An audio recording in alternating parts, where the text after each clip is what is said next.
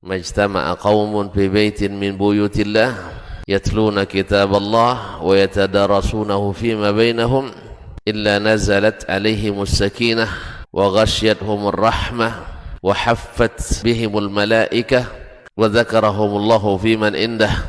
Tidaklah suatu kaum duduk di salah satu rumah Allah membaca ayat-ayat Allah dan sama-sama mempelajarinya kecuali turun kepada mereka as-sakinah, ketentraman dan kenyamanan, wa ghasyiyatuhumur rahmah, dan mereka diliputi pula oleh rahmat, kasih sayang dari Allah Subhanahu wa taala, wa haffat bihimul malaikah, dan mereka pun dikelilingi oleh para malaikat karena malaikat suka majelis-majelis zikir dan ilmu.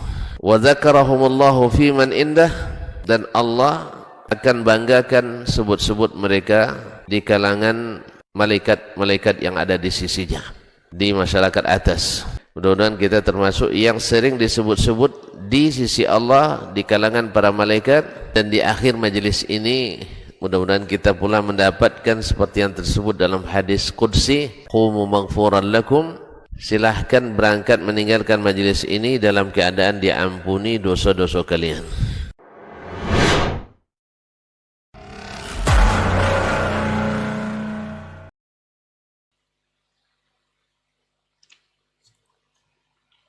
Baik. Bismillah. Assalamualaikum warahmatullahi wabarakatuh. Waalaikumsalam. Alhamdulillahirabbil alamin wassalatu wassalamu ala asyrafil anbiya'i wal mursalin wa ala alihi wa ashabihi ajmain, amma ba'd. 91,1 FM Radio Robani Merajuk Ilmu dan Peradaban, generasi Robani dan pemirsa KMTV dimanapun antum berada. Alhamdulillah, bersyukur kita kepada Allah, salawat dan salam kepada Rasulullah Sallallahu Alaihi Wasallam. Di kesempatan pagi hari ini cukup lama kita vakum atau libur dari kegiatan Pondasi Podcast Dakwah Islami untuk hari ini. Alhamdulillah kita kembali hadir bersama guru kita Ustaz Dr. Dasman Yahya Ma'ali LCMA Hafizahullah Ta'ala. Mudah-mudahan selama lebih kurang 1 jam ke depan ini untuk antum akan kita hadirkan atau kita bahas sebuah judul yang kita angkat untuk kesempatan hari ini adalah Sang Mantan. Ini seperti apa dan bagaimana nanti insya Allah guru kita akan berbagi dengan kita bersama dan mudah-mudahan juga bisa mendapatkan manfaat dari beliau. Kita sabar dulu guru kita yang sudah hadir, Ustaz Dr. Dasman Yahya Ma'ali LCMA Hafizahullah Ta'ala. Assalamualaikum Ustaz. Waalaikumsalam warahmatullahi wabarakatuh. Sabal khair, masyaallah. Alhamdulillah. Kif haluk? Barakallah fiik. Masyaallah. Ustaz, kita untuk hari ini cukup lama Ustaz kita libur. Masyaallah. Subhanallah. Tapi alhamdulillah di kesempatan hari ini kita dimudahkan bisa kembali berpondasi atau berpodcast dakwah Islami membahas tema-tema yang berkaitan erat dengan agama kita Ustaz. Yang kita angkat pagi hari ini adalah sang mantan Ustaz. Masya Allah. Kalau boleh dikatakan Ustaz, semua kita pernah melakukan hal itu Ustaz. Kenapa dikatakan demikian? Karena barangkali saja di kesempatan yang dulu-dulu kita pernah berbuat kesalahan, kemudian tobat atau menyadari kesalahan, berarti kita udah mantan dari hal tersebut Ustaz. Masya Allah. Hatta pagi tadi mungkin kita berbuat kesalahan, kemudian menyadari itu tidak disukai atau sesuai dengan syariat Allah, kita sadar berarti kita adalah mantan. Tapi kita tidak fokus ke sana Ustaz. Mantan anak bujang, mantan anak gadis. Nah, itu bisa juga Ustaz. Yeah. Kita akan fokus kepada beberapa fenomena yang terjadi belakangan ini khususnya di kaum muslimin di Indonesia ini Ustaz. Yeah. Banyak orang-orang yang mengatakan mereka adalah mantan dari sesuatu dan mengungkap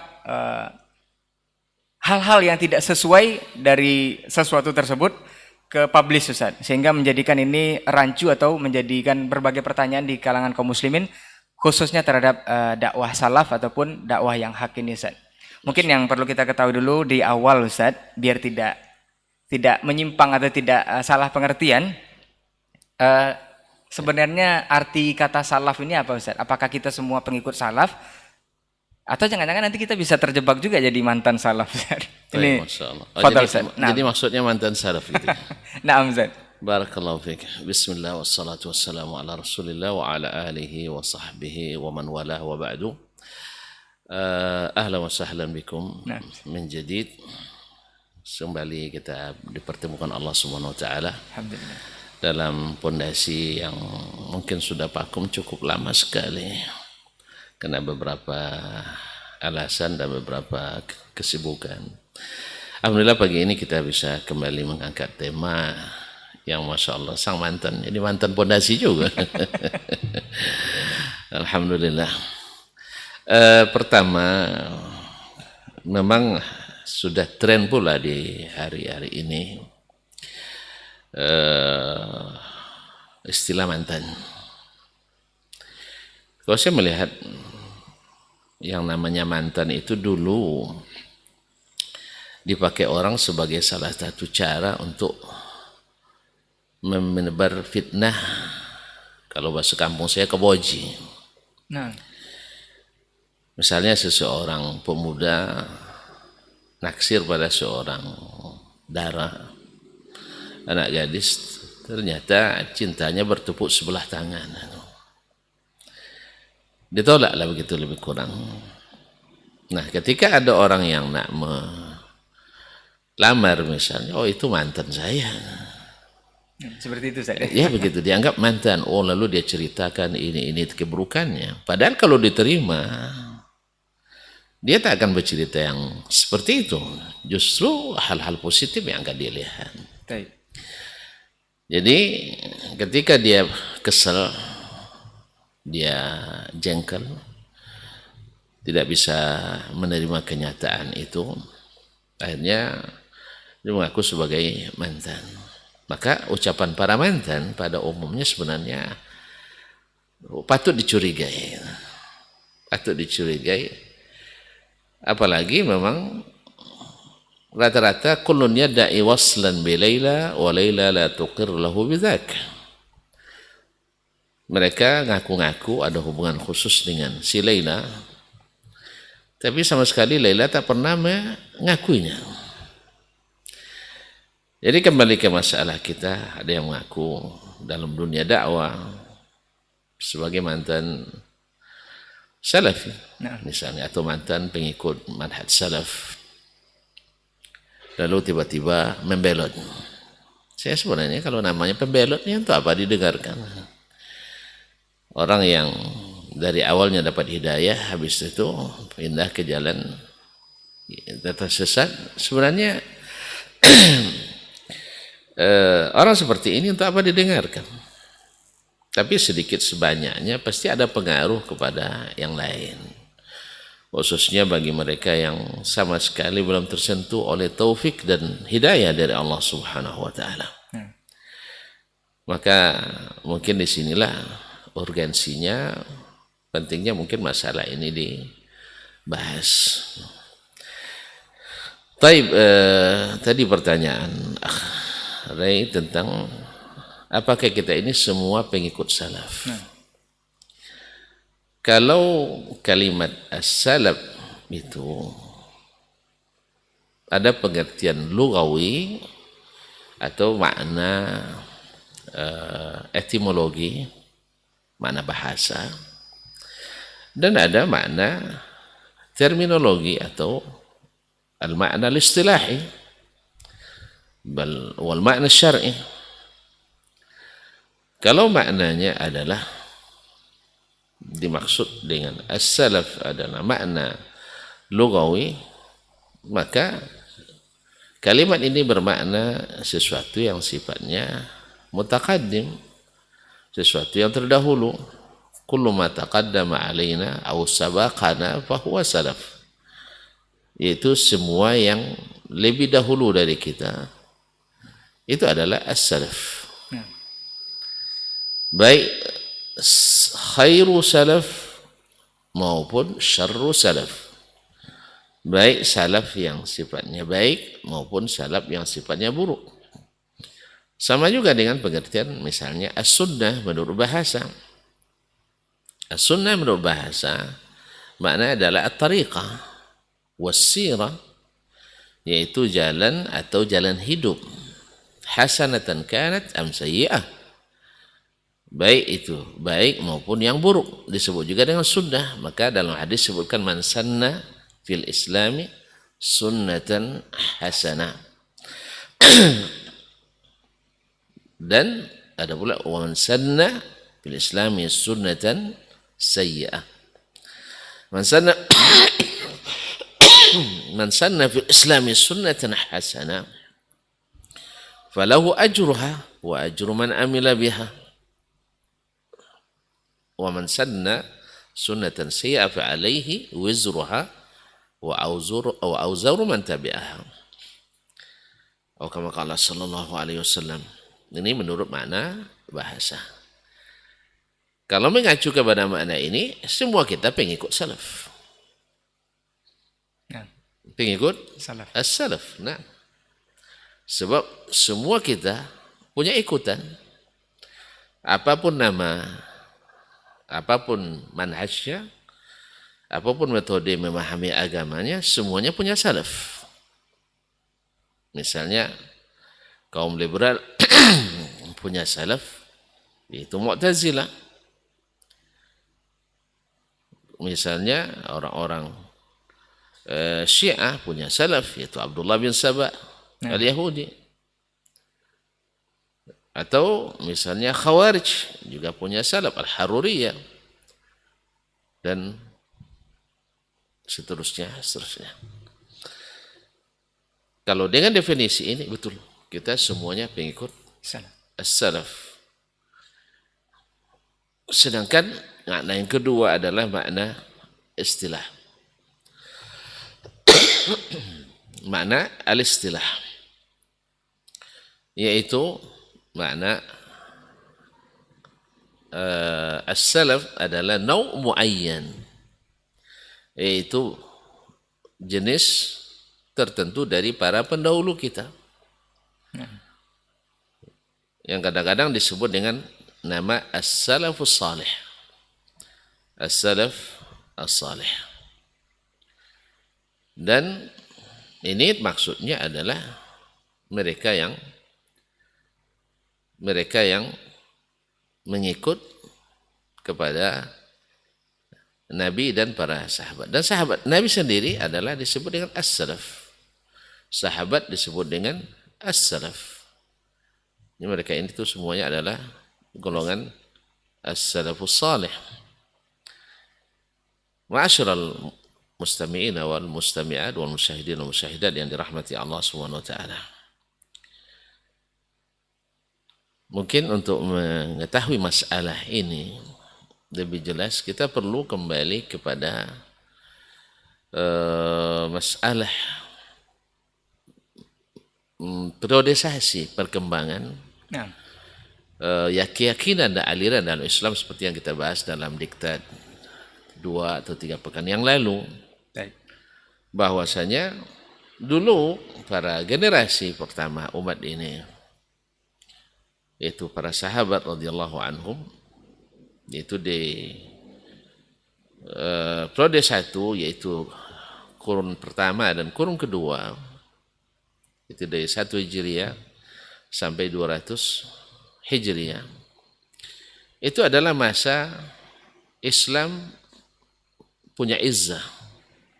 Masa Islam ahli sunnah taban punya kuasa. Dan ahli bid'ah hari itu tak bisa mengangkat kepala. Dan ahli sunnah itu yang dominan. Ahli bid'ah ada tapi mereka tidak bisa mengangkat kepala karena mereka termasuk golongan yang direndahkan, tidak diberikan panggung. Namun pada masuk abad ketiga mulai generasi para pemerintah didekati atau disusupi oleh orang-orang Mu'tazilah sampai mereka dapat berkuasa atau sampai mereka menguasai atau mempengaruhi lah, bukan menguasai, mempengaruhi pusat-pusat kekuasaan. Dan yang paling berperan pada waktu itu adalah al-qadha. Mereka yang mengangkat dan memberhentikan para qadhi, para hakim. Sehingga orang seperti Imam Ahmad rahimahullah yang memperjuangkan akidah as-salaf, yaitu bahwa Al-Quran bukan makhluk seperti yang diyakini oleh sebagian ahli atau kebanyakan ahli kalam hari ini, minal Asy'ariyah wal Maturidiyah, bahwa Al-Quran itu adalah makhluk. Nah, Imam Ahmad mempertahankan itu sampai beliau disiksa. Bayangkan, lebih dari 70 hakim di seluruh pelosok negeri Islam menghukum Imam Ahmad sebagai pengembang aliran sesat, menyesatkan. Dan ini adalah aliran berbahaya yang harus diberantas. Subhanallah. Ini berbeda. Nah, pada waktu itu apakah ahli sunnah diam? Tidak. Ahli sunnah, ahlul hadis disebut pada hari itu disebut dengan ahli sunnah atau ahli al-hadis. Sedangkan selain mereka disebut ahli al-bid'ah wal ahwa. Nah, siapa mereka yang ahli sunnah wal hadis pada itu? Ya seperti Imam Sufyan al-Thawri, Sufyan bin Uyainah, Abdurrahman bin Mahdi, Abu Afa bin Imran, Yazid bin Harun, Al-Laits bin Sa'ad, Malik bin Anas. Tidak tersebut nama-nama ahli atau para penduduk. Padahal Jaham bin Sufwan sudah ada di masa itu, yang merupakan reinkarnasi dari aliran Mu'tazilah. Mu'tazilah yang mengingkari sifat-sifat Allah Subhanahu wa taala secara total. Kemudian di periode itu banyak di antara ahli sunnah tidak diam, seperti Imam Ahmad bin Nasr al-Marwazi, Ali bin Madini dan sebagainya. Tapi sebagian ada juga yang takut atas keselamatan dirinya karena tidak sedikit yang disiksa dan ini. Kenapa? Karena fitnah al-Mu'tazilah waktu itu yang menguasai pusat-pusat pemerintahan. Kemudian di periode ketiga, yaitu abad ke-4 dan abad ke-5. Di saat itu mulai lahir Asy'ariyah wal Maturidiyah, yang sebelumnya didahului oleh Al-Kullabiyah, Abdullah bin Sa'id bin Kullab, yang merupakan guru Abu Hasan Asy'ari dan Abu Mansur Al-Maturidi. Mereka saat itu mulai berkembang. Tapi waktu itu mereka belum bisa mengangkat kepala. Karena para a'immah, para ulama-ulama ahli sunnah yang disebut waktu itu sebagai pengikut as-salaf. Kan di situ lahir, di abad itu lahir kitab seperti As-Sabuni, wafat 449. Dia menulis kitab Aqidatus Salaf wa Ashabul Hadis. Aqidatus Salaf wa Ashabul Hadis. Karena mereka adalah pengikut as-salaf yang diwakili oleh para ahli hadis. Nah, pada hari itu saya punya catatan banyak ini nama-nama ulama khusus Syafi'iyah. Masya Allah. Ya, khusus Syafi'iyah dan ramai sekali. Karena masalahnya imam, saya katakan imam karena imam menurut sebagiannya di catatan ini ada lebih dari 70 nama ulama-ulama besar Syafi'iyah yang menolak akidah ini. Kenapa ini disebutkan? Karena As-Subki Al-Ibn Tajuddin As-Subki dalam Tabaqat Asy-Syafi'iyyah Al-Kubra menggambarkan bahwa tidak ada yang mengikuti mazhab atau tidak ada yang mengikuti akidah as-salaf, tapi dia tidak menamakan as-salaf akidah selain Asy'ariyah di kalangan Syafi'iyah, kecuali mereka-mereka yang tak patut disebut namanya dalam mazhab Syafi'i. Nah, ya bahasanya begitu. Jadi orang-orang mazhab Syafi'i yang tidak ikut mazhab Asy'ari dalam bab ini, dalam bab akidah, dianggap mereka yang tidak punya nama sama sekali. Pada situ ada seperti Abu Hamid Al-Isfirayini sampai Abu Bakar Al-Baqillani, pembesar Asy'ari di masa itu, sezaman dengannya, tidak mampu bertemu dengannya. Karena dia disebut dengan Asy-Syafi'i Tsalis, Syafi'i ketiga. Nah, Syafi'i ketiga. Imam Syafi'i, kemudian ada Al-Bazi, Syafi'i kedua, dan Abu Hamid Al-Isfirayini adalah Syafi'i yang ketiga. Di dalamnya ada Muhammad ibn Ishaq ibn Khuzaimah, penulis Sahih ibn Khuzaimah. Dia menulis kitab Tauhid dalam 2 jilid. Oleh tokoh Asy'ari seperti Abu Umar Ar-Razi, kitabnya itu disebut dengan Kitabul Kufri Wasyirik. kitab kekufuran dan kesyirikan. Nah, di abad ini, di abad keempat dan kelima ini, mereka belum bisa mengangkat kepalanya karena berhadapan dengan ashabul hadis dan kaum as-salaf, pengikut as-salafu as-salih. Jadi sebenarnya di sini sudah nampak perbedaan sejak di abad ketiga di masa Imam Ahmad sudah terlihat. Mana yang pengikut as-salaf, mana yang pengikut al-khalaf. Dari sisi makna yang kedua, makna istilah. Jadi bukan siapa yang dulu saja, tidak. Di mana siapa yang diikuti. Ketika lahir aliran keagamaan, kan kita sudah sering bahas ini. Ketika lahir misalnya al-Khawarij, kemudian lahir Asy-Syiah, lahir Al-Qadariyah, lahir Murji'ah. Itu sahabat sebagian masih banyak, ribuan malah sahabat masih ada. Tapi subhanallah, tidak satu pun dari sahabat itu terlibat dalam aliran tersebut. Saya membayangkan andainya ada sahabat ini hidup sampai abad keempat, dia tidak akan ikut mazhab Abul Hasan Al-Asy'ari yang berdasarkan kepada akal, yang lebih mendahulukan akal daripada nafsu syar'i. Jadi perbedaan mendasar antara pengikut as-salaf dengan kaum pengikut aliran-aliran adalah as-salaf, mereka bila mendengar dari Allah dan Rasul sallallahu alaihi wasallam, mereka langsung mengikuti dan menaati. Sedangkan aliran-aliran keagamaan, mereka pikir-pikir dulu. Kalau sesuai dengan keinginan akal atau logis, maka mereka akan ikuti, dan bila tidak, mereka akan palingkan maknanya dari makna yang asli. Afwan Ustaz, Anda potong sedikit Ustaz. Jadi boleh dibahasakan mungkin pengikut salaf ini, seandainya kita semua dibilang pengikut salaf, ini salaf yang mana dulu? Boleh dibilang seperti itu Ustaz ya? Betul, semua pengikut salaf. Semua kita mengaku pengikut salaf. Bahkan mungkin ketika sebagian mengakui saya menjadi pengikut Imam Ahmad bin Hanbal. Karena tadi kita belum selesai dari sini. Kan abad ke-4 dan ke-5. Nah, abad ke-6 dan abad ke-4 dan ke-5 ini seperti yang diakui oleh seorang ulama fanatis mazhab Asy'ari, yaitu Imam Abul Qasim Ibnu Asakir, penulis kitab Tarikh Dimashq.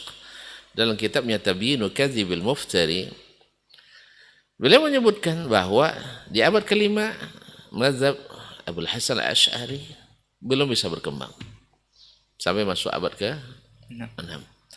Saya juga punya catatannya di sini. Jadi belum bisa berkembang. Sebab apa? Karena pemahaman as-salaf masih cukup dominan. Apalagi di Asbahan. Asbahan itu banyak tidak bisa lahir, tidak bisa berkembang sampai abad ke-5. Itu dulu masyarakat Ahlussunnah berjamaah sampai di masa Imam As-Silafi sendiri, dia punya qasidah. Dia punya qasidah, apa istilahnya, manzumah, syair tentang akidah Ahlussunnah wal Jamaah, aqidatus salaf. Dia menyebut dia wafat 572 ya. 572. Beliau wafat 572. Beliau menyebutkan akidah yang sahih Ahlussunnah wal Jamaah, aqidatus salaf, dan menyebutkan imam-imam yang harus diikuti dalam bab ini. Tapi tidak satu pun nama ahli al-kalam yang masuk dalam sebutan beliau sebagai imam pengikut Ahlussunnah, pengikut as-salaf. Nah, lalu kenapa Asy'ariyah di abad ke-4 dan ke-5, kenapa banyak di antara para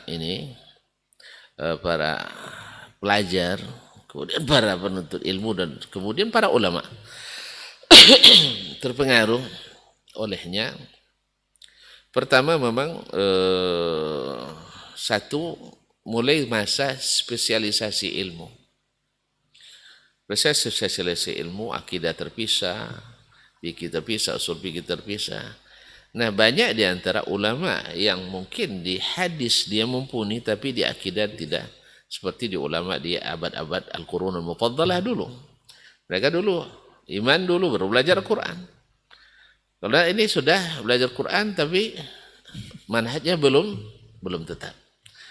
Sehingga banyaknya, apalagi mereka memakai istilah-istilah ahli sunnah wal jamaah. Lalu memakai ayat, memakai hadis, tetapi ditafsirkan dengan tafsiran Mu'tazilah. Tafsiran Mu'tazilah. Nah, akhirnya di abad atau di marhalah keempat, abad ke-6 dan ke-7, mulai berkembangnya mazhab al-mutakallimin min al-asy'ariyah wal maturidiyah, khususnya dengan banyaknya masuk kalangan fuqaha, kalangan ahli sejarah, dan kalangan ahli hadis sebagian. Itu di abad ke-6 saja. Iya. Nah, Abad ke-6 dan ke-7. Oleh itulah maka Imam Ibn Rajab Al-Hambali rahimahullah menulis kitab Fadlu Ilmi Salaf ala Ilmi Khalaf. Karena beliau melihat fenomena banyaknya ulama-ulama yang notabene adalah ulama hadis dan para fuqaha yang mengaku sebagai Ahlussunnah wal Jamaah, tetapi meninggalkan ilmu metodologi al-khalaf. Jadi beliau sebutkan dalam kitabnya tersebut bahwa di antara para ahli hadis, para fuqaha, mereka nisbat ke dirinya kemana? Ke ahli hadis. Bahkan menyebut mengikut salaf. Tapi padahal mereka tidak mengikut manhaj salaf dalam memahami an-nas asy-syar'iyyah, khususnya dalam masalah akidah. Bahkan juga dalam masalah yang lain. Disinilah akhirnya akhirnya berkembangnya metode ilmu kalam. Sebagaimana ada Mu'tazilah di awalnya tidak bisa masuk, akhirnya mereka mendekati para pemimpin, para raja, para salatin. Itu pula yang diikuti oleh al-mutakallimun. Mereka pun masuk ke tempat-tempat penguasa, ruang-ruang kekuasaan, dan menjadi pembisik. Sehingga di masa itu, apakah Ahlussunnah diam? Juga tidak. Ketika para abad ke-8, setelah mereka sudah sampai ke pusat-pusat kekuasaan, mereka menghasut para pemimpin, para pemerintah untuk memberangus orang-orang yang berpemahaman as-salaf. Maka pada masa itu lahir atau timbul Ibnu Taimiyah rahimahullah ta'ala, Ibnu Abil Izz Al-Hanafi, Ibnu Taimiyah dan murid-muridnya. Dan di saat itu, di abad ke-8 ini, sampai-sampai diumumkan di pasar-pasar, di jalan-jalan, barang siapa yang berakidah seperti Ibnu Taimiyah, halal darahnya oleh ahli al-Asy'ariyah wal Maturidiyah. Karena mereka sedang di pusat kekuasaan. Kembali lagi terulang kemarin, dulu Mu'tazilah yang melakukan menghukum Imam Ahmad sebagai pengedar aliran sesat. Sekarang Ibnu Taimiyah rahimahullah ta'ala menjadi menjadi terhukum juga. Dijatuhkan hukum kepadanya bahwa dia adalah pengedar aliran menyimpang. Sampai-sampai tadi dikatakan masa itu disebut dengan istihlal asy'ariyah di ma'ah ahli sunnah. Hari itu dianggap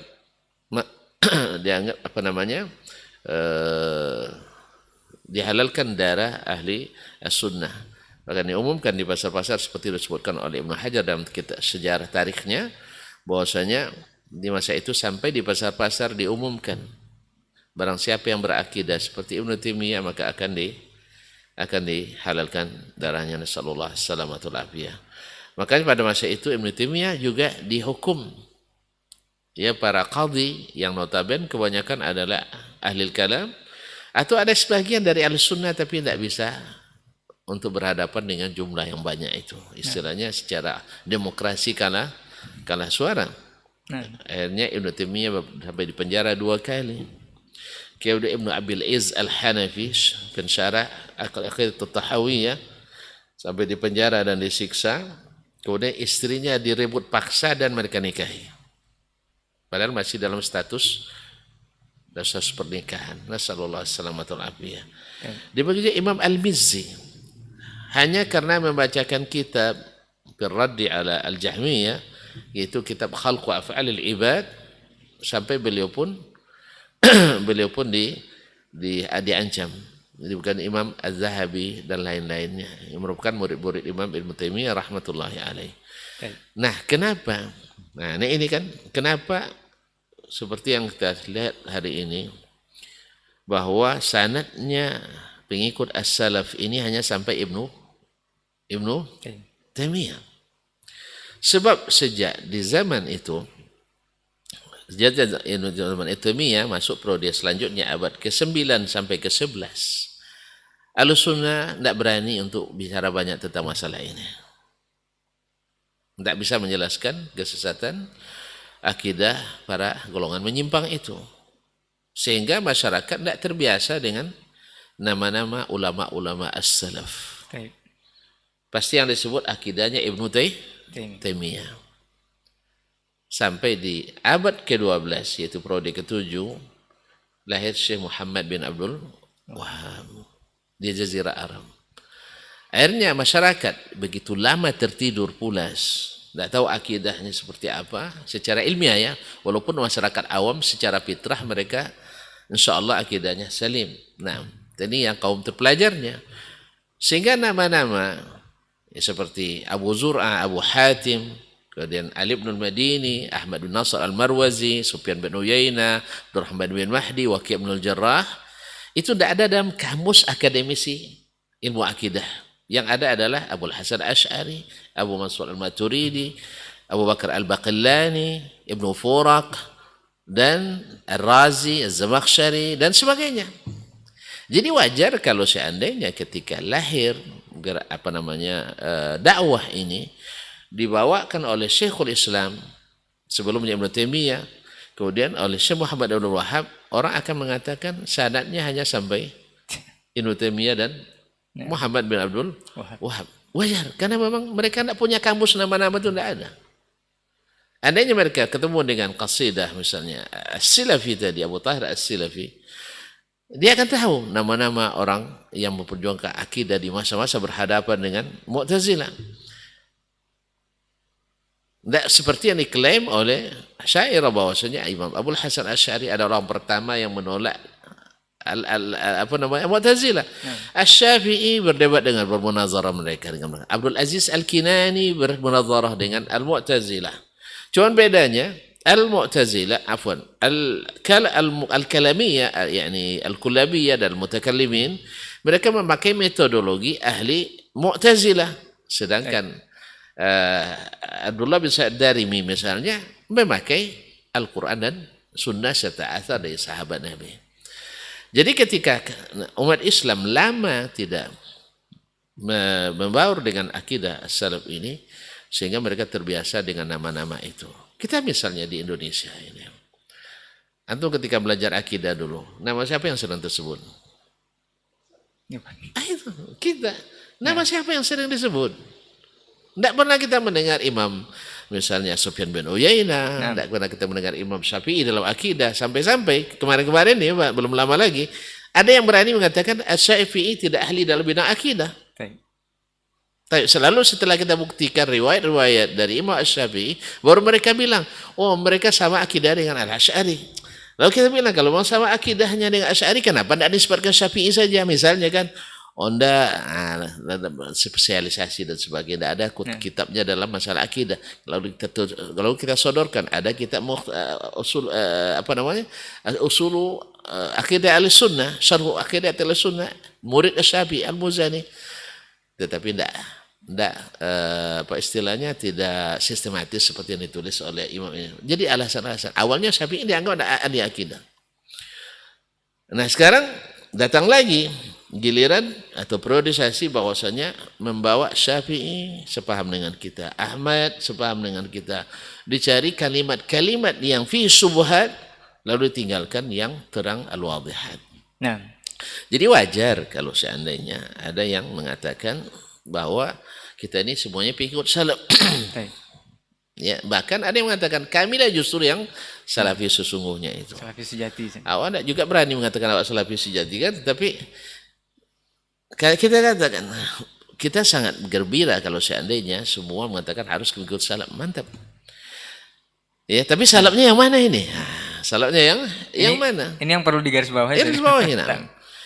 Jadi kemudian ada yang mengatakan mantan, atau kembali kepada masalah mantan tadi. Nah, mantan itu ada dua sebab. Satu, karena ditolak mungkin. Masuk ke kelompok yang keras. Memang ada di seluruh kelompok umat Islam ini, baik pengikut khalaf maupun pengikut salaf, yang fanatisme itu ada. Fanatisme buta ke guru itu ada, gulu ke guru itu ada. Walaupun atas nama as-salaf ada. Walaupun tidak mengatakan fanatis, tapi tetap ada di seluruh kalangan. Saya mengatakan dari seluruh kalangan. Makanya Nabi SAW dilarang sahabat, karena potensi gulu itu di sahabat juga ada. Tetapi Nabi melarangnya, la tutruni kama atratin nasara Isa bin Maryam. Jangan kamu melebih-lebihkan saya seperti orang Nasrani melebih-lebihkan Isa bin Maryam. Sebab semuanya ada yang gulu. Dan hari ini kita ada gulu. Masuk dia ke kelompok yang seperti ini. Akhirnya dia kecewa. Mungkin ngaji 2 hari. Mata melotot ke dia semua. Malumlah awal-awal ngaji kan tidak berjenggot. Sudah itu celana isbal. Blue jean pula. Kaos pendek ketika sujud terbuka belakang misalnya. Orang pada nengok ke sini. Akhirnya ini tidak nyaman ngaji di sini. Gitu ya. Akhirnya bercerita bahwa saya adalah mantan salafi. Berarti ini dipukul global saja, keseluruhan. Ya. Dia menemui beberapa saja. Iya, dia menemukan personal. Dan yang seperti ini bukan orang biasa. Dia orang-orang yang bergelar doktor kadang, orang-orang yang. Tapi mohon maaf, apakah dia paham tak apa yang dimaksud dengan as-salaf tadi? Paham tak dia imam-imam as-salaf? Saya yakin tidak. Dia boleh dibahasakan sebenarnya mereka bukan mantan tapi militan sebenarnya. Militan sebenarnya bukan. Yang di-up ke publish ke khalayak. Sebab ketika kita lihat bahasanya kan sama dengan orang yang tidak mengerti salaf sama sekali. Seperti katanya, seperti ada seorang dari Yaman. Kalau bicara tentang ilmu logika, antum keok dibuatnya. Lewat. Meyakinkan sekali. Dia bilang, misalnya, mereka tidak punya kaedah-kaedah ilmiah kecuali dari Ibnu Taimiyah saja. Nah, ini rujukan prioritas mereka katanya, Ustaz. Taib. Akhi, antum sekarang misalnya di abad ini, saya melihat itu suatu kewajaran. Ketika yang paling viral dengan ilmu hadis di abad ini, ya untuk masalah hadis misalnya, siapa yang paling viral? Si Al-Albani. Maka orang akan banyak merujuk Al-Albani. Tapi kalau dia bukan pengikut salaf misalnya, dia adalah pengikut sufi, dicarinya yang ahli hadis kalangan sufi, Al-Ghumari, Ahmad Siddiq Al-Ghumari. Itu hal yang wajar.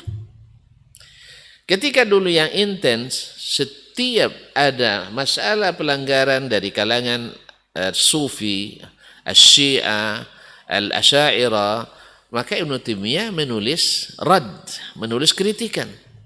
Mereka jawab dengan 1 jilid, dia tulis 3 jilid untuk menjelaskannya. Sehingga sampai mereka kehabisan bahan. Ibnu Taimiyah kalau menulis rad seperti masalah qada dan qadar atau seperti masalah menolak Al-Mu'tazilah, cara berpikir Mu'tazilah, dia menulis kitab 10 jilid Dar'u Ta'arud al-Aqli wa Naql. Menolak klaim bertolak belakang antara akal dengan nakal yang akal yang dipikirkan, nakal yang diriwayatkan. Tidak bertolak belakang. Sampai beliau mengeluarkan kaedah yang Masya Allah, la yata'arad al-aqlu as-sarih ma'an naqli as-sahih. Takkan mungkin bertentangan akal sehat dengan nakal yang sahih. Bila bertentangan, pasti salah satu yang ada masalah. nakalnya tidak sahih atau akal yang tidak sahih. Kita sudah buktikan bahwasanya akal tak akan menolak dalil-dalil. Kalau menolak berarti akal ada masalah. Nah, atau dalil yang tidak pada tempatnya. Dalil yang tidak sahih atau tidak pada tempatnya. Nah, kenapa Syekh Muhammad bin Wahab jadi rujukan? Nah, karena setelah tertidurnya umat Islam di saat terancam nyawanya di masa-masa berkuasanya Asy'ariyah al-Alul Kalam di pusat kekuasaan pada takut untuk menampakkan diri. Biarlah daripada bikin masalah diam. Nah, Syekh Muhammad Abdul Wahab melihat fenomena yang mengemiriskan hati yang dilakukan orang-orang akibat meninggalkan manhaj as-salaf. Nah, apa itu? Berapa banyak kubah-kubah dibangun di di kuburan-kuburan di Jazirah Arab, Makkah dan Madinah, kuburan Baqi. Antum bukan nanti jadi kubah yang diruntuhkan oleh kaum Wahabi. Ya. Akan terlihat lebih megah dari masjid sebagiannya. Dibuat di atas kuburan. Antum menangis enggak? Orang yang ahli tauhid menangis enggak melihat seperti ini? Kalau orang-orang yang tidak bertauhid, iya dikatakan ini sebagai memuliakan wali, sebagai ini kan pikirannya memuliakan. Nah. Tapi Nabi melarang alaihi salatu wassalam. Ini yang difahami dari as-salaf. Kata Aisyah, kalau bukan karena takut kuburannya dikeramatkan, la ubriza qabru, nanti dipindahkan kuburannya ke Baqi di tempat yang terbuka. Tapi karena takut maka diletakkan di kamar Aisyah radhiyallahu taala anha. Apa sebab? Nanti kultuskan. Kalau sempat la ilaha illallah, kuburan Nabi di Baqi, terbayang oleh antum itu. Nanti bisa-bisa nanti orang Wahabi melarang ziarah kubur seperti mereka klaim. Apa sebab? Banyak nyungkur-nyungkur di situ nanti. Yang mengambil-ngambil pasirnya, akhirnya nanti habis tanah kuburan Nabi alaihissalatu wassalam. Akhirnya terpaksa berijtihad sebagian daripada tanahnya habis nanti dibangun bangunan megah di atasnya. Jangankan kuburan Nabi alaihissalatu wassalam, kuburan Khomeini saja di di Iran itu dibangun dengan dana 6 miliar dolar. Berapa duit 6 miliar dolar sih? Kuburan dengan dana 6 miliar dolar. Kuburan itu saja. Iya. Sebab apa? Sebab pengunjungnya setiap tahun melebihi jumlah orang umroh ke Makkah. Dan pasti di situ ada kota. Ada kota. Pendapatan asli. Pendapatan asli daerah. PAD saja. Nah ini ada salafnya, ada. Tapi bukan salafus saleh, tapi salaf ini. Jadi kenapa dikatakan imamnya sampai Muhammad? Iya, mereka belum terbiasa. Padahal dulu sudah ada, Ustaz. Imam-imamnya dulu sudah ada sebenarnya. Cuman mereka cuman mengenal Ibnu Taimiyah saja atau seperti apa? Iya itu, yang dikenal, karena itu yang dikenal. Nah. Jadi kalau mereka mengenal Ibnu Taimiyah itu karena kontradiktif, bukan karena mengikut. Baik. Nah, bukan karena ikut. Ditambah lagi sebagian dari yang mengikut as-salaf ini memang mereka sebagiannya tidak merujuk kecuali ke Syekh Muhammad Abdul Wahab atau Syekh Ibnu Taimiyah dan murid-muridnya. Walaupun sebenarnya kalau antum baca kitab-kitab mereka, kitab Ibnu Taimiyah penuh dengan riwayat dari as-salaf. Kitab Ibnu Syekh Muhammad Abdul Wahab penuh dengan riwayat kepada as-salaf. Nah. Tetapi mereka tidak melihat itu. Karena mohon maaf, pembesarnya saja tidak baca, apalagi pengecilnya. para pembesarnya tidak baca, mereka hanya melihat dari tulisan-tulisan guru-gurunya. Misalnya ini kan kitab Fathul Mannan, Pinak di Kalamid Dhalid Dahlan, mengambil dari Syekh Ahmad Zaini Dahlan. Ahmad Zaini Dahlan yang mengklaim bahwa Syekh Muhammad Abdul Wahab itu haus darah. Dia sendiri wafatnya di mana? Di Madinah, di bawah pemerintahan Wahabi. Meninggal dengan tenang di Madinah. Jadi kalau dia dusta, akan bertanggungjawabkan dustanya. Cuma dusta ini dusta yang dusta jariah gitu. Akhirnya menyebar ke seluruh dunia Islam. Fitnatul Wahabiyah menjadi rujukan utama untuk menolak dakwah as-sunnah ini. Makanya mantan-mantan ini saya melihat bagaimana cara mereka berbicara. Sebenarnya mungkin mantan 2 hari saja, atau jangan-jangan cinta semalam. Ya, cinta semalam. Jadi atau mungkin masuk ke kelompok yang tadi fanatis. Sebab saya melihat di antara kawan-kawan kita yang mengatakan pengikut salaf, betul. Sampai mengatakan Syekh Fulan maksum. Coba bayangkan. Mungkin karena berdebat ya, senang panasnya dia bilang Syekh Fulan maksum. Afwan dari as-salaf, Ustaz? Iya. Nah, Iya dari kita. karena saking hulunya. Gulu tadi. Nah, Gulu tadi. Dan keedah dipakai ahli bid'ah juga sebagian kita masih memakai. Kamu harus baca di grup kan? Ini misalnya ana menjelaskan akidah saya seperti ini.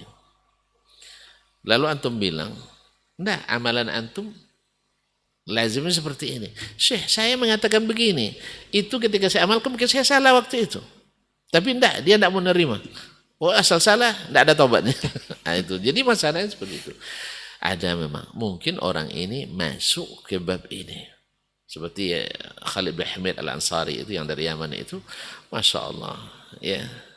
Jadi mengatakan mantan salafi juga dikatanya. Afwan Ustaz, tapi mantan ini Ustaz katanya ini dilakukan niatnya baik Ustaz agar umat tidak terkecoh dengan Salafi Wahabi ini, makanya dipublish atau di-up ke media agar tidak terkontaminasi. Yang namanya mantan, apalagi mantan yang kecewa, tidak akan ada baiknya. Seperti Laila tadi Ustaz ya? Iya. Nah.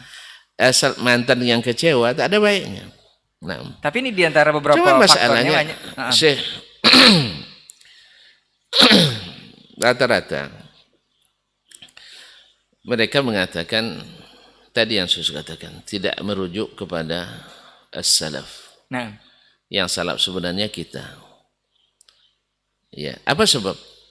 Isu yang disebutkan oleh syekh mereka bahwa yang mengaku menghidupkan dakwah as-salaf hari ini orang-orangnya sanadnya sampai Ibnu Taimiyah. Nah, itu yang selalu jadi. Iya. Nah. Antum menangis, antum bacakan nanti kitab seperti saya bacakan Aqidatus Salaf wa Ashabul Hadis Usman As-Sabuni. Ya. 449. Nanti insyaallah kalau Allah memberikan waktu umur dan panjang, kita bacakan kitab Asy-Syari'ah lil Ajurri, Syekhul Haramin Makki. Syekhnya Tanah Haram. Nah. Dalam kitabnya Asy-Syari'ah, dia wafat 363 Hijriah.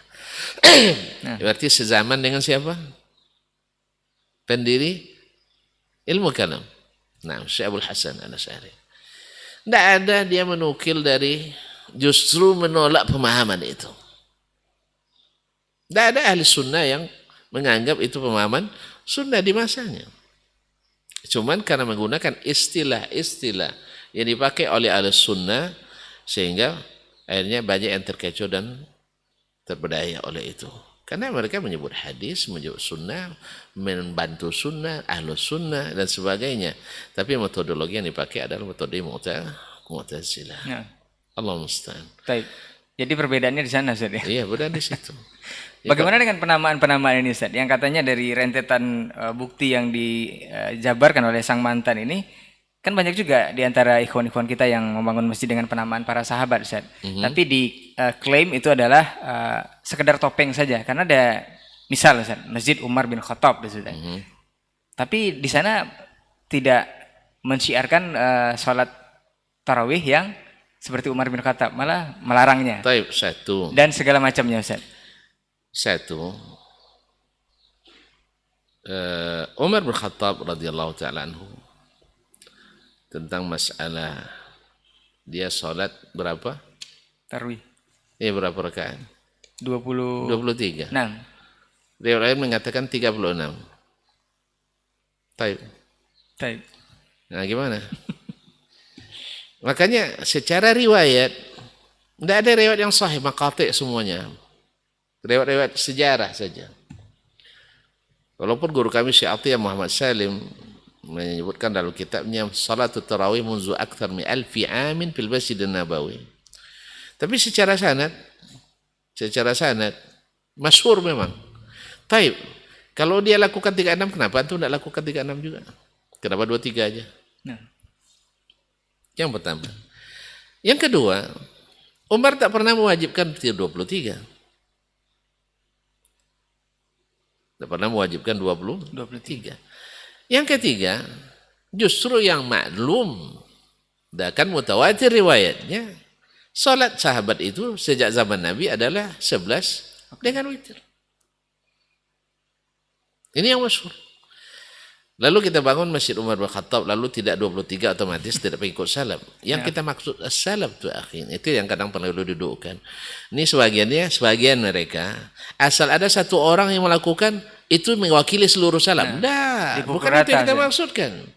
Yang kita maksud dengan as-salaf itu adalah mereka itu melakukan ijma'nya mereka melakukan atau sebagian melakukan tidak ada yang mengingkari. Tapi kalau masalahnya masih khilafiyah kita kembalikan kepada Al-Quran dan Sunnah Nabi. Nanti dibilang lagi ini penyesatan ini. Kembali pada Al-Quran Sunnah penyesatan. Masya Allah. Al-Quran mengatakan bahwa kembali padanya sebaik-baik cara dan tafsir yang paling bagus. Nabi SAW dan Sunnah mengatakan bila berselisih kembali Al-Quran dan balik kepada Sunnah Nabi SAW, Sunnah Khulafaur Rasyidin. Tapi dianggap itu sebagai penyesatan. Ya tahulah kita. Ya kalau Allah dan Rasul saja dibantah, apalagi kita. Jadi dikatakan kedo. Atau misalnya ada yang mengatakan masjidnya Utsman bin Affan tetapi tidak azan dua kali. Atau tidak tahu Utsman dulu berapa lama dia azan sekali aja. Kemudian di masa Ali bin Abi Thalib, apakah azan 2 kali atau tidak? Berarti Ali tidak mengikut salaf. Katanya pengikut mazhab, menghormati ulama mazhab. Jadi di antara ulama mazhab sendiri ada khilaf dalam masalah ini. Dalam mazhab Syafi'i, ya ada beberapa pendapat. Walaupun yang mutamat adalah azannya dua kali. Kemudian azan 2 kali ini bukan jarak 10 menit atau jarak 2 rakaat salat. Tapi maksudnya adalah azan pertama itu untuk orang bersiap sebelum masuk waktu. Bukan setelah masuk waktu. Kita kan yang berlakukan setelah masuk waktu. Habis itu salat 2 rakaat, habis itu berazan kedua. Bukan itu. Yang di masa Utsman itu. Kalau itu bikin orang terlambat juga yang kayak gitu. Penerapannya juga keliru. Penerapannya keliru memang. Jadi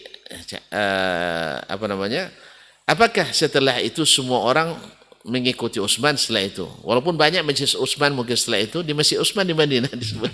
Orang juga tidak azan dua kali. Padahal Masjid Utsman. Jadi tidak bisa dikatakan. Atau kedok mazhab Syafi'i, ya Masjid Imam Syafi'i lalu tidak kunut subuh. Misalnya. Kaum muslimin adalah. Ya, memang selalu dikait-kaitkan dengan hal-hal tersebut. Sebenarnya ini debat-debat kusir yang seperti ini. Debat-debat. Ustaz, ada ayat Al-Quran ini, koreksi kalau ana salah Ustaz. Ini watilkal amsalu nudawiluha bainan nas. Hari itu kami putar di antara manusia. Artinya watilkal ayam misalnya.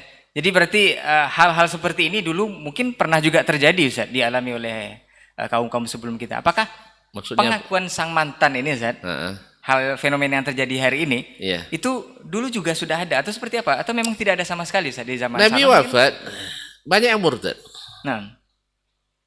Nabi wafat, banyak yang murtad. Nah, siapa yang salahkan, Nabi atau yang murtadnya? Yang murtad. Berarti Nabi tidak sukses mendidik mereka. Asalnya mereka yang murtad ini jarang ngaji dengan Nabi. Saya yakin yang mantan-mantan ini kalau ngaji benar tidak akan jadi mantan. Ngajinya mungkin satu niatnya nak cari-cari tahu. Ada misi. Mungkin dia sudah mendapat bahwa orang itu keras-keras. Masuk ke kelompok keras. Oh betul rupanya. Nah, itu. Oh ini dia. Atau mungkin dia dapat isu bahwa gambaran salaf itu adalah dia punya rujukan kecuali Taimiyah atau Muhammad Abdul Wahab. Masuk pula ke masjid. Kalau tidak kitab Syekh Ibnu Qayyim atau tidak kitab Syekh Muhammad Abdul Wahab atau kitab Syekh Ibnu Taimiyah. Betul rupanya. Cuma itu saja rujukan. Jadi dia dalam ngaji itu tidak dengar lagi bahwa di situ ada qala Syafi'i, qala Ahmad, qala Al-Auza'i, dia tidak mau paham itu. Yang penting tengok kitab. Siapa nulis kitab ni? Oh, Muhammad Abdul Wahab. Yang itu, Syekh itu, oh ini kitab Ibnu Taimiyah. Itu kitab Ibnu Qayyim. Oh, ternyata yang selama ini benar. Dan ini yang kesimpulan ini seperti yang dilakukan oleh orang-orang yang jadi staf ahli pula di badan strategis negara ini. Ya. Cara kesimpulannya sangat prematur. Dia tidak ngerti, tetapi seperti orang lebih paham dari Ibnu Taimiyah sendiri dengan masalah. Apa sebab? Dia dapat informasi bahwa orang ini kalau nengok orang yang dapat jenggot nanti marah itu. Nampak pas dia dapat jenggot, melotot semuanya. Makanya jangan pelototin orang dulu. Itu salah juga memang. Atau istilahnya masih Siapa yang nyuruh pelototin? Nabi SAW tidak begitu dakwanya. Mohon maaf. Ini tidak. Orang ini suka menghajar. Artinya langsung tahzir saja. Siapa yang mengajarkan harus menghajar dari awal? Nabi SAW sejarah dakwanya hanya sekali dia menghajar atau 2 kali ketika istrinya ini dan sebagainya. Jadi bukan itu terapi awal, tapi terapi terakhir, dan itu pun lalu bermanfaat. Ada dhawabitnya. Nah, cuman kadang-kadang kan kita mohon maaf ya, tadilah ambil sebagian kecil, lupa yang besar-besar. Oleh sebab itu akhirnya mantan ini mungkin seperti itu. Ini bisa dideteksi nggak Ustaz, pengakuan mantan ini benar atau tidak? Tentu orang berilmu yang bisa. Nah, Kalau saya bisa mendeteksi dari cara bicaranya. baik. Dari cara bicara saya ada paham ini orang memang sudah di ini. Jadi barangkali untuk podcast ini kita hadirkan mungkin untuk memberikan pengetahuan kepada yang awam Ustaz ya. Iya. Bahwa jangan sampai mudah percaya dengan mantan-mantan yang seperti ini. Mantan itu punya pengaruh memang. Baik. Orang-orang yang murtad dulu mempengaruhi yang lain. Tidak benar Muhammad itu. Buktinya saya murtad. Buktinya saya murtad. Ada orang Nasrani juga pura-pura masuk Islam. Sampai ke Nabi, lalu dia buat isu subuhat di sana, propaganda untuk menentang dakwah Nabi alaihissalatu. Istilah kisah-kisah mantan itu sejak zaman penentang dakwah dari dulu, di zaman Nabi sudah ada. Makanya saya tidak risau dengan mantan-mantan itu. Baik. Ya. Apakah memang perlu dipublish Ustaz kalau memang ada kesesatan atau kekeliruan dari seseorang ataupun dari sesuatu? Oke, begini. Kesesatan atau kekeliruan atau dosa, maksiat misalnya, itu kan ada yang sifatnya tidak diperlihatkan ke orang lain. Baik. Ya. Dan kita tahu dia kalau dinasihati dia akan mendengar. Yang seperti ini kenapa antum publish? Karena seperti kata Imam Syafi'i rahimahullah ta'ala, ketika tanya kepada beliau, atafrahu ayyuhda ilaika khata'uk? Suka tidak kamu dihadiahkan kesalahanmu kepadamu? Amma fima baini wa bainahu fana'am. Kalau dia senasihati saya, 4 mata saya setuju. Amma fima mana fala. Man nasahani fima baini wa bainahu faqad nasahani. Siapa yang menasihati saya di depan saya 4 mata dengan saya, itu yang menasihati. Nah. Wa man nasahani fi mala'in faqad fadhahani. Orang yang menasihati saya di depan khalayak ramai ini bukan menasihati tapi membuka rahasia saya, kekurangan saya. Nah, dalam hal ini kalau antum mampu seperti ini. Cuman ada kesesatan yang sudah terlanjur semuanya mendengar, dipublish. Kalau bisa antum membujuk untuk mencabut, dan ini memang susah. Satu, kita memang susah untuk melakukannya karena rasa segan dan takut. Yang kedua, orang yang sudah terlanjur punya nama susah untuk rujuk. Karena berat memang. Mengakui salah itu berat. Hanya orang-orang hebat saja. Nah, oleh sebab itu, dan bila sudah diketahui secara umum maka kita ini kan.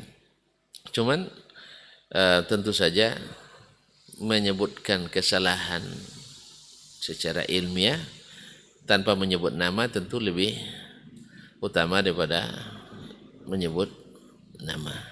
Tapi kalau seandainya mudaratnya sudah berkaitan langsung dengan nama itu, maka ada pula masanya itu dibolehkan, wallahu taala alam. Mungkin untuk ikhwan-ikhwan atau saudara-saudara kita yang barangkali sedang menuntut ilmu hari ini Ustaz, khususnya di dakwah salaf ini Ustaz. Bagaimana agar mereka tidak menjadi bumerang bagi dakwah salaf ini seperti yang sudah dijadikan oleh pengakuan sang mantan ini. Seperti yang antum bilang tadi Ustaz, ketika baru ngaji itu melihat orang yang tidak berjenggot itu sepertinya sudah ahlun nar saja Ustaz. Ini nasihat antum seperti apa Ustaz untuk teman-teman kita yang seperti ini? Yang pertama tentu nasihat saya untuk saya sendiri pertama, sebagaimana dalam bidang keahlian apapun, kita jangan berikan senjata pemungkas kepada pemula. Makanya para ulama kita dulu Sebelum belajar ilmu, belajar adab. Belajar ilmu, belajar adab dulu. Bahkan seperti Imam Ahmad katakan, al-adabu thulutha al-ilm. Adab itu 2/3 ilmu. Nah. Jadi itu yang diajarkan dulu. Jangan diberikan senjata pemungkas kepada para pemula. Ajar ke mereka seperti dalam firman Allah Subhanahu kunu rabbaniyin alladzina yu'allimuna sigharal ilmi qabla kibarihim. Ajarkan dasar-dasar ilmu dulu, jangan ajarkan yang berat-berat dulu. Nah. Cuman kan antum mungkin tanya saya, soalnya kita semuanya sudah di media kan Ustaz. Nah, sebenarnya ini konsumsi orang dewasa, tapi kadang didengar oleh anak-anak. Ya, dia pemula. Nah, kita katakan, maka nasihat kita kepada para pemula, dengarkan yang dasar-dasar dulu sebelum belajar yang besar-besar dulu. Nah. Misalnya saya mendengar syekh saya mengkritisi seseorang, ya ulama yang banyak kekeliruannya. Saya katakan, ini syekh levelnya dia. Kalau saya belum levelnya saya. Kan nasihat penting. Kan sudah ada syekh yang menasihatinya. Kenapa saya ikut-ikutan pula di situ? Sebab kalau antara dua ulama berdebat, ikut orang awam tawuran jadinya. Kan ya? Jadi tawuran jadinya. Tapi kalau sesama mereka kajian ilmu, mungkin akan berakhir dengan rujuknya seseorang kepada ilmu itu. Oleh sebab itu, antum jangan ikut makan makanan apa nama istilahnya, makanan pipit, makanan enggang jangan diberikan pada pipit. Dan ini yang jadi masalah banyak kita, yang menjadi sebagian cara dan laku kita membuat sebagian daripada orang yang baru mulai nak dekat-dekat dan mendengar, akhirnya menjadi jauh dan susah kembali, dan justru menjadi kadang-kadang menjadi bumerang dan makar. Allah musta'an. Tapi bagaimanapun yang namanya hidayah Allah itu ya bukan tanpa ujian. Orang yang tak lulus dengan ujian, kita dapatkan guru-guru kita dulu sampai-sampai mereka menguji murid-muridnya dengan ujian berat. Siapa yang sabar dapat, siapa yang tidak dapat. Allah musta'an. Barangkali Ustaz sesuai dengan kata-kata kita di awal bahwa kita lebih kurang selama 1 jam saja Ustaz. Ini komitmen kita. Tapi yang pastinya apa yang sudah kita bahas ini Ustaz sedikit banyaknya bisa memberikan ilmu dan manfaat untuk antum semua yang sedang menyaksikan atau mendengar kita di 91,1 FM. Barangkali tidak seluruh hal kita jabarkan dari pengakuan katanya sang mantan Salafi ini. Ada beberapa kekeliruan yang sebenarnya juga sudah kita jawab di podcast ataupun diktat kita sebelumnya.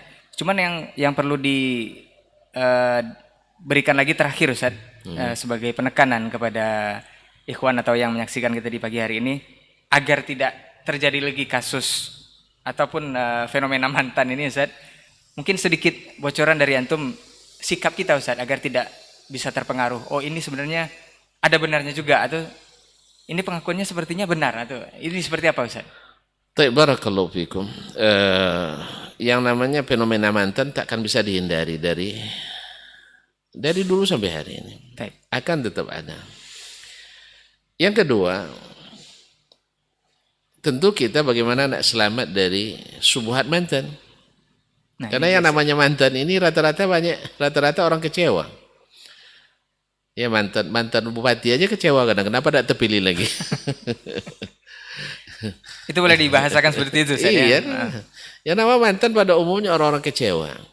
Terlepas dari apa sebab kecewanya. Oleh sebab itu pasti akan lahir adalah fitnah. Yang ketiga, kalau memang antum harus berhubungan juga dengan mantan ini, ya, antum harus buktikan secara ilmiah.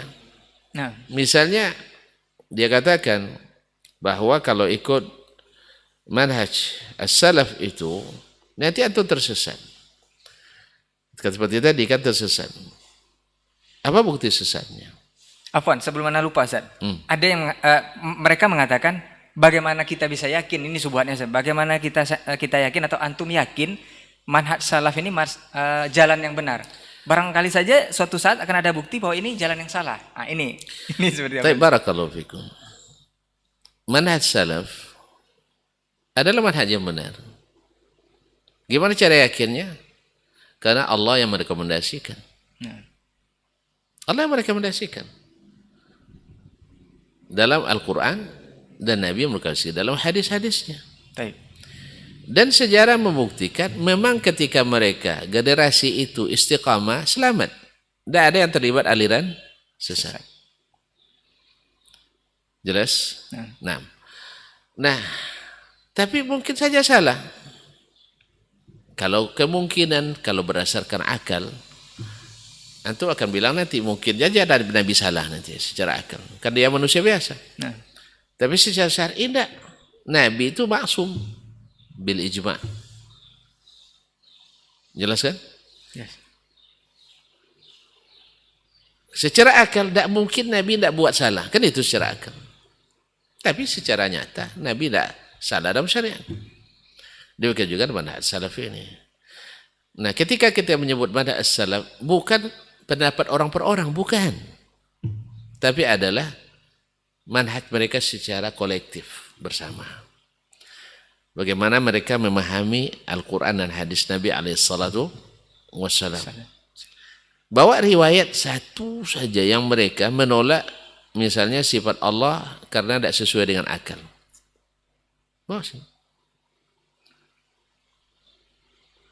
Tidak ada. Mereka mentakwil misal wajah dengan apa misalnya, dengan kiblat misalnya. Itu takwil dengan makna tafsir. Tapi apakah dengan itu mereka menolak sifat wajah dari Allah? Tidak. Ketika mereka menakwilkan itu lalu menolak sifat wajah, tidak. Itu tidak. Dengan itu untuk menolak sifat wajah. Mereka memahami ayat laisa kamitslihi syai'un. Apakah mereka menolak sifat-sifat yang lain? Tidak. Nah, makanya oleh itu yang pertama, rekomendasi dari Allah dan Rasul untuk mengikuti as-salaf. Yang kedua, terbukti secara sejarah mereka tak ada satupun terlibat aliran sesat. Kalau kita banyak aliran sesatnya, mulai generasi tabi'in sampai hari ini tidak ada secara keseluruhan satu generasi selamat dari aliran sesat. Apakah mereka tidak ikhtilaf? Ada ikhtilaf. Perbedaan pendapat ada, tapi tidak membuat mereka tersesat. Apa sebab? Karena sama metodologinya. Kalau sudah didatangkan ayat dan hadis jelas tunjukannya, mereka tinggalkan yang salah itu. Kalau kita kan tidak. Itu masalahnya. Karena ada syekh saya mengatakannya. Seolah-olah syekh lebih tinggi daripada Al-Quran dan hadis. Sampai-sampai ada klaim slogan bahwasanya kita tidak pakai ulama. Mana ada orang berilmu tanpa ulama? Cuman ulama yang mana? Ulama yang membawa warisan Nabi alaihissalatu wassalam, bukan ulama yang menyembunyikan warisan Nabi alaihissalatu wassalam. Nabi mengatakan jangan gulu, lalu kita gulu kepada keturunannya. Ke Nabi saya tidak boleh gulu apalagi pada keturunannya. Jadi ini yang ketiga. Dan bisa dibukti. Dan kedua, yang mengklaim itu manhaj salaf, datangkan dalil dari salaf.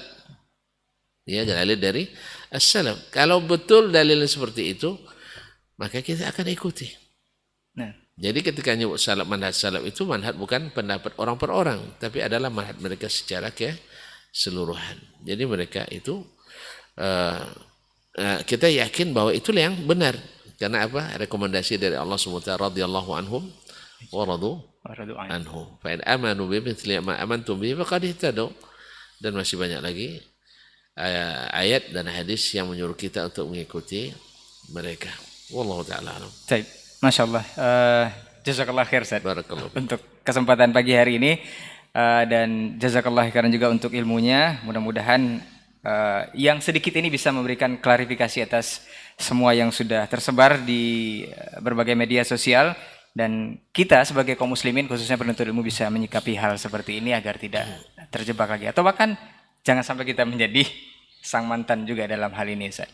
Baik, jazakallah khairan untuk semuanya. Afwan untuk semua salah kata yang kita bicara, Ustaz. Mudah-mudahan di kesempatan yang lain kita akan bersama lagi, Ustaz, di pondasi ini dengan tema yang berbeda atau bahasan yang berbeda. Kita tutup untuk hari ini dengan doa kafaratul majelis. Subhanakallahumma wa bihamdika asyhadu an la ilaha illa anta astaghfiruka wa atubu ilaik. Wassalamualaikum warahmatullahi wabarakatuh. Waalaikumsalam warahmatullahi wabarakatuh.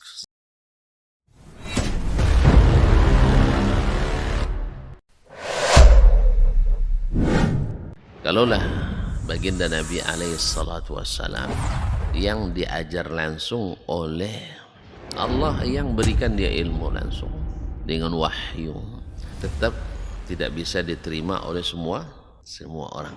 Innallaha la yarfa'ul ilma intiza'an yantazi'uhu min qulubil ibad walakin yarfa'ul ilma biqabdil ulama. Bahkan sebagian besar orang pada waktu itu menolak Nabi alaihi salatu wassalam. Tetapi Nabi SAW mengajarkan kita untuk tidak patah arang dan tidak pernah berhenti berdakwah. Allah tidak mengangkat ilmu dengan mencabutnya dari hati-hati manusia, tidak. Tetapi dengan mewafatkan para ulama. Mana yang lebih afdal, ahli ibadah atau ahlul ilmi? Dari semua sisi ahlul ilmi lebih afdal daripada ahli ibadah. Sampai tidak tinggal satu orang pun ulama. Ittakhadhan nasu ru'usan juhalan. Ketika tidak seorang alim pun yang tinggal, akhirnya orang-orang mengambil para pemuka-pemuka yang jahil.